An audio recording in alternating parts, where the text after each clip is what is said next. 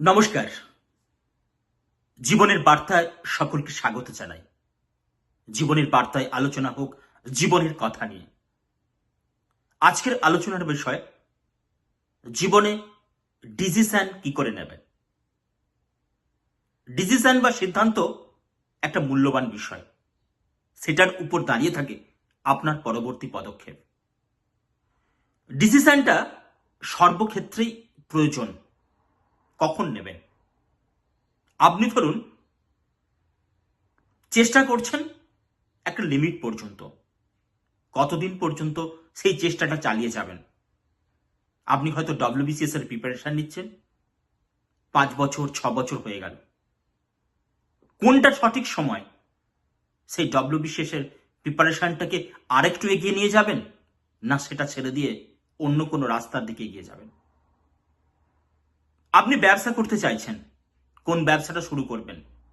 না ব্যবসা ছেড়ে চাকরি করবেন? জীবনের প্রত্যেকটা ধন্দে ধন্দে কনফিউশন। আপনি হয়তো পড়াশোনা করছেন, ঠিকঠাক পড়াশোনা করছেন না। পড়াশোনাটা এগিয়ে নিয়ে যাবেন, না পড়াশোনাটা বন্ধ করে কোনো একটা হাতের কাজ করে জীবনের জীবিকা নির্বাহের পথ ঠিক করবেন? সেই ডিসিশন নেওয়াটা কিন্তু খুবই ইম্পর্টেন্ট। কোন সময়ে কোন ডিসিশনটা নেবেন সেটার উপরে নির্ভর করে আগামী দিনগুলো সুন্দর হবে কি খারাপ হবে। আসুন আমরা আলোচনা করি গভীরভাবে কিভাবে ডিসিশন নেবেন। দেখুন, ডিসিশন নিতে গেলে আপনাকেই নিতে হবে। প্রথমত একটা খাতা পেন নিয়ে বসুন।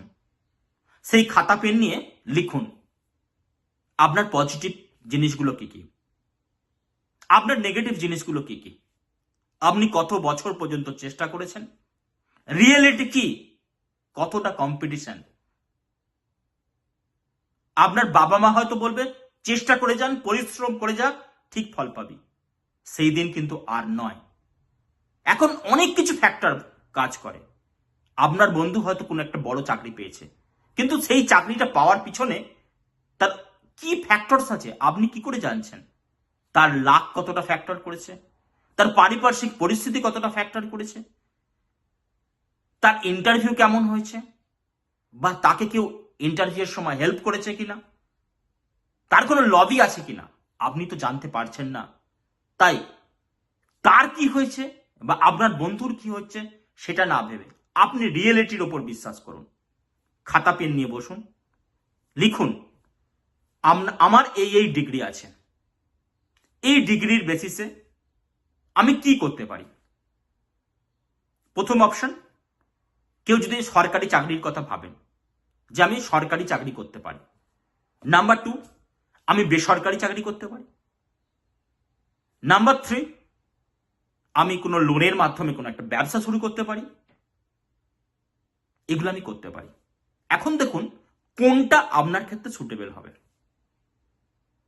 সেক্ষেত্রে আপনি দেখুন, আপনি ধরুন আর্টস নিয়ে পড়েছেন, আপনার ম্যাক্সিমাম ডিগ্রি কি আছে? মাস্টার্স আছে, বিএড আছে। এখন দেখুন, এখন এসএসসির অবস্থা খুবই খারাপ। এখন আপনাকে ভাবতে হবে যে আপনি এসএসসি নিয়েই পড়ে থাকবেন, না অল্টারনেটিভ ভাববেন। অল্টারনেটিভ কি ভাবতে পারেন? বিভিন্ন কম্পিটিটিভ এক্সাম হচ্ছে। এখন দেখতে পাচ্ছেন যে পশ্চিমবঙ্গের অবস্থা খুবই খারাপ, কোনো পরীক্ষা ঠিকঠাক হচ্ছে না। সেক্ষেত্রে আপনাকে দেখতে হবে সর্বভারতীয় পরীক্ষা। সর্বভারতীয় পরীক্ষার ক্ষেত্রে আপনাকে ভাবতে হবে আপনি কোন জায়গায় আছেন, আপনার ইংলিশ ব্যাকগ্রাউন্ড কতটা, আপনার ম্যাথস কিরকম আছে, সেগুলো আপনি আপনাকে ভালোভাবেই জানবেন। আপনি যখন জানবেন যে আপনার ক্যাপাবিলিটি, সেটা খাতায় লিখুন। আমি ইংলিশ কতটা পারি, আমি ম্যাথস কতটা পারি, আমার জেনারেল নলেজ কতটা পারি। তখন আপনি নিজেকে জাজমেন্ট করতে পারবেন আমি যে জিনিসগুলো পারি তার বেসিসে আমি সেই এক্সামটা ক্র্যাক করতে পারবো কি পারবো না।